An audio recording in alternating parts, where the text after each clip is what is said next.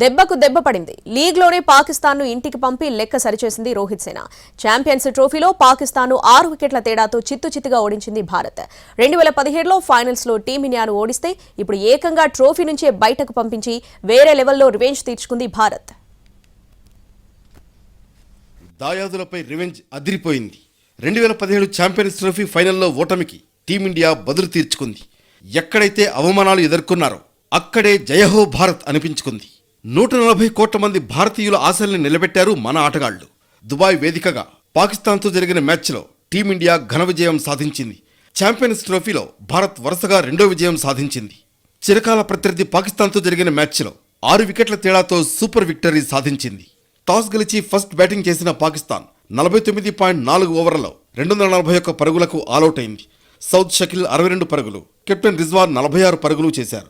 చివర్లో ఖుష్దిల్ షా 38 పరుగులతో ఫర్వాలేదనిపించాడు.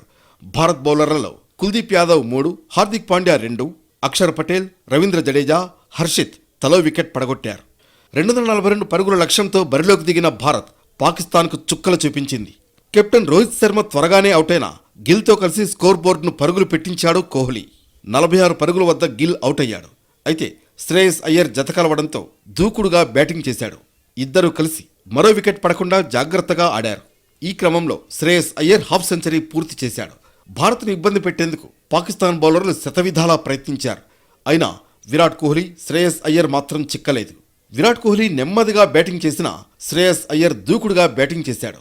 56 పరుగుల వ్యక్తిగత స్కోర్ వద్ద ఇమామ్ ఉల్ హక్ క్యాచ్ ఇచ్చి పెవిలియన్ చేరాడు.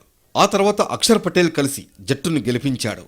పాకిస్తాన్ అంటే రెచ్చిపోయే రన్ మిషన్ విరాట్ కోహ్లీ ఈ మ్యాచ్లో తన ట్రేడ్ మార్క్ షాట్లతో ఆకట్టుకున్నాడు. కొన్ని రోజులుగా ఫామ్ లేక తంటాలు పడిన విరాట్ తిరిగి ఫామ్లోకి వచ్చేశాడు. తానేంటో, తనలోని సత్తా ఏంటో మరోసారి పాకిస్తాన్కు చూపించాడు. టీం నుంచి తప్పించాలన్న విమర్శకుల నోళ్లకు బ్యాట్తోనే సమాధానమిచ్చాడు.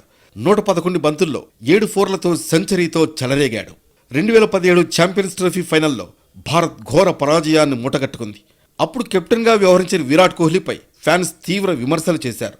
ఆనాడు ఏ ఫ్యాన్స్ అయితే విరాట్ను విమర్శించారో వాళ్లే ఇప్పుడు ప్రశంసలు కురిపిస్తున్నారు. నాడు కెప్టెన్గా విఫలమైన కోహ్లీ ఇప్పుడు టాప్ ఆర్డర్ బ్యాటర్గా సెంచరీతో చెలరేగాడు.